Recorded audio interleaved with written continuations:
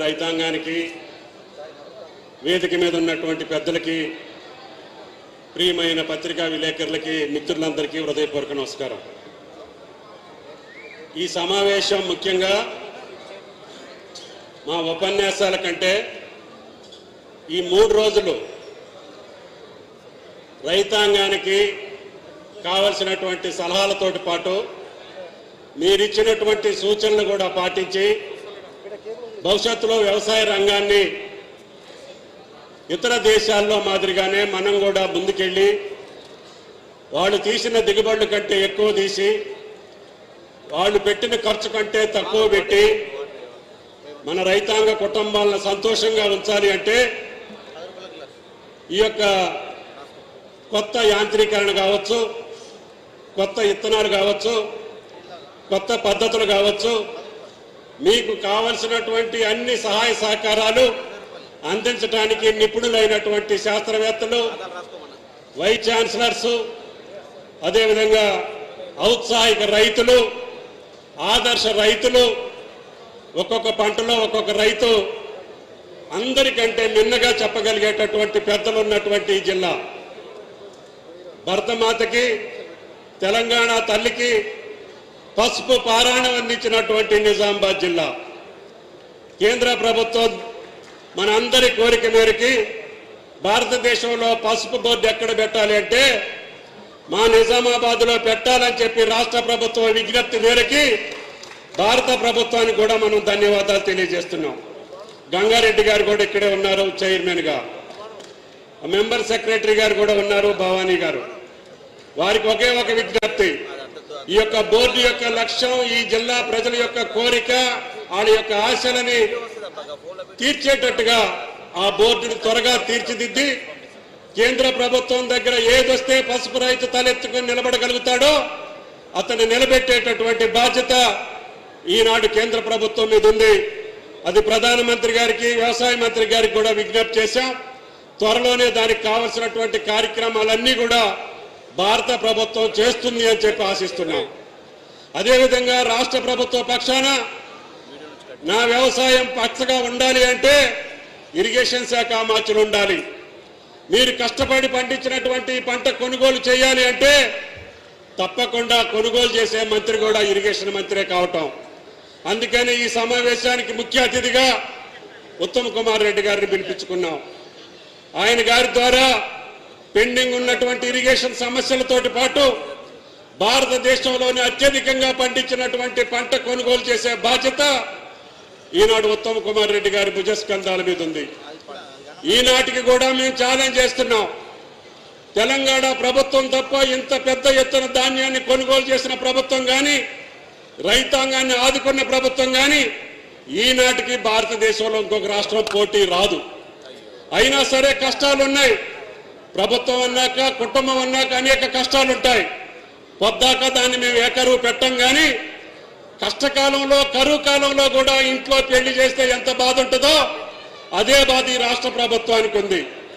అయినా సరే 33,000 కోట్లు ఒకే సంవత్సరం మొదటి పంట కాలంలో కాంగ్రెస్ ప్రభుత్వం రైతుల జేబుల్లోకి పంపించినటువంటి ఏకైక ప్రభుత్వం రేవంత్ రెడ్డి గారి ప్రభుత్వం అని చెప్పి మీకు ఈ సందర్భంగా మనం చేస్తున్నాం। మమ్మల్ని కూడా మీరు మన్నించాలి। మార్చి 31కి రైతు భరోసా వేద్దాం అనుకున్నాం, మేము అనుకున్నది ఆలస్యమైంది। తప్పకుండా అతి త్వరలోనే మిగతా రైతు భరోసా కూడా మీ ఖాతాల్లో జమ చేస్తామని చెప్పి కూడా విజ్ఞప్తి చేస్తున్నాం। అంతేకాకుండా గత ప్రభుత్వం మర్చిపోయినటువంటి ఫామ్ మెకనైజేషన్ కానీ, డ్రిప్ కానీ, స్ప్రింక్లర్ కానీ ఈనాడు రైతాంగం ఎంత అడిగితే అంత ఇవ్వాలని చెప్పాం।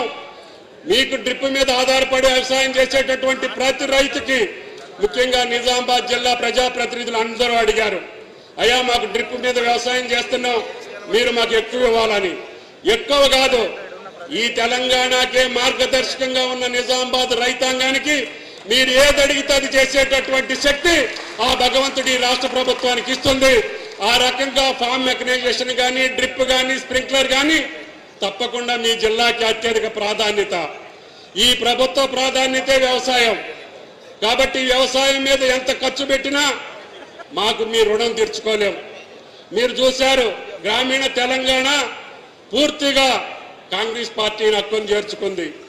అందుకని మేము కూడా ప్రేమపూర్వకంగా బాధ్యతగా గ్రామీణ రైతాంగాన్ని కాపాడటం కోసం అష్ట కష్టాలు పడి ఎన్ని ఇబ్బందులైనా పాత స్కీములను కొనసాగించుకుంటూనే కొత్త పథకాలను ప్రారంభించి విజయవంతంగా నడుపుతున్నటువంటి ఏకైక ప్రభుత్వం తెలంగాణ ప్రభుత్వం.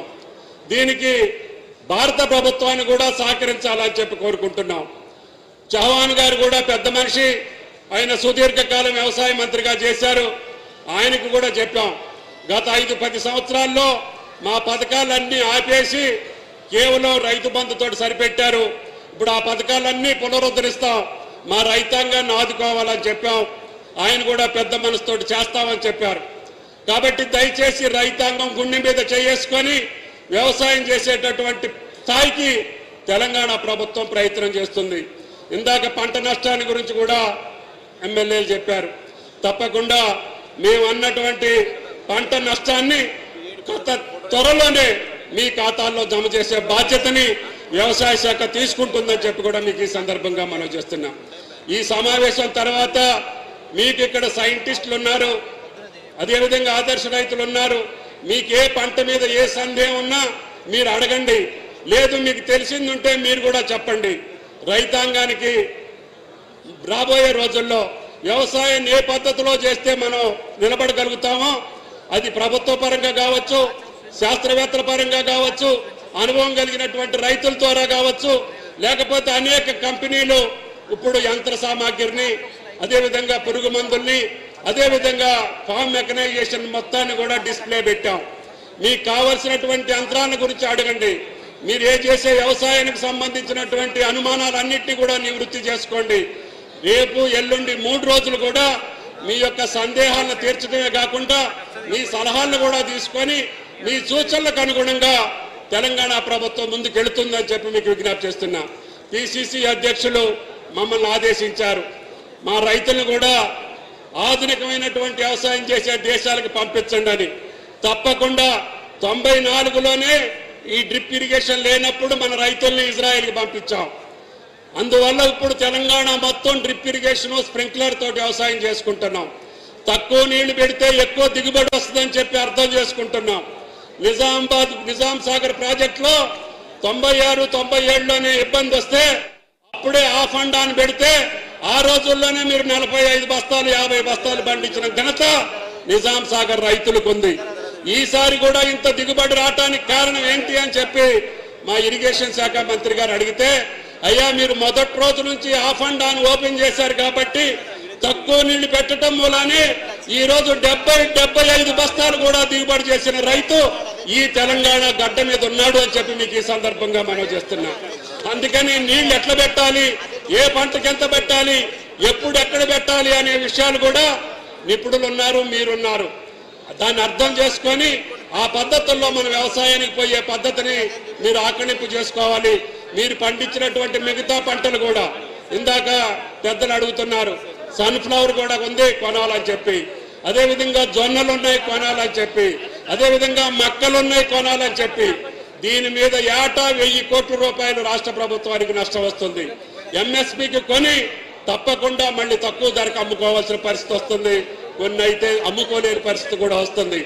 అయినా సరే వెనకడుగు వేయకుండా నిజామాబాద్ జిల్లాలో ఏ పంట పండినా, తెలంగాణ రాష్ట్రంలో ఏ పంట పండినా కేంద్ర ప్రభుత్వం ప్రకటించిన ఎంఎస్పీ ధరకి కొని రైతుని నిలబెడతామని చెప్పి కూడా మీకు ఈ సందర్భంగా మనం చేస్తున్నాం. కాబట్టి పంట కొనుగోలులో కానీ పంట విధానంలో కానీ రైతాంగానికి ఏ కష్టం వచ్చినా మీ తరపున నిలబడేటటువంటి తెలంగాణ ప్రభుత్వం, ముఖ్యమంత్రి రేవంత్ రెడ్డి గారి యొక్క ఆశీస్సులతోటి ఈ కార్యక్రమాలు చేసే అవకాశం వచ్చింది. 3 రోజులు రైతాంగం ఈ యొక్క సమావేశాల్ని ఉపయోగించుకొని నిష్ణాతులైనటువంటి శాస్త్రవేత్తలు కావచ్చు, ఆదర్శ రైతులు కావచ్చు, మీరు ఆ విషయాల మీద కూలంకషంగా తెలుసుకొని నా పంట అయినటువంటి పామాయిల్ని కూడా వేయమని చెప్పి అడుగుతున్నా. నిజామాబాద్ కామారెడ్డి అంత గొప్పగా లేదు, పక్కనున్నటువంటి ఆదిలాబాద్ జిల్లా బాగేస్తున్నారు, పక్కనున్నటువంటి వేరే జిల్లాలు బాగా ముందుకెళ్తున్నారు. మీరు కూడా ముందుకెళ్ళాలి. కాబట్టి నీళ్లు వస్తున్నాయి కాబట్టి, వరేస్తే గెడుతుంది కాబట్టి మేము ఆ పంటలు వేయమంటే మీరే నష్టపోతారు. కాబట్టి దయచేసి రేపు రాబోయే 3-4 సంవత్సరాల్లో తెలంగాణ ప్రతి జిల్లాలో ఆయిల్ ఫామ్ ఫ్యాక్టరీ వస్తుంది. మీరు ఆయిల్ ఫామ్ వేయండి, తప్పకుండా ఫ్యాక్టరీలు నిర్మాణం చేసే బాధ్యత వ్యవసాయ శాఖ పరంగా ఉద్యానవన శాఖ పరంగా నేను తీసుకుంటాను. దయచేసి పోచారం గారు వ్యవసాయ మంత్రికి ఉన్నప్పుడు ఆయన చెప్పి నా ఫ్యాక్టరీ శంకుస్థాపనకు వస్తే ఆయనతోటి కూడా ఏపించి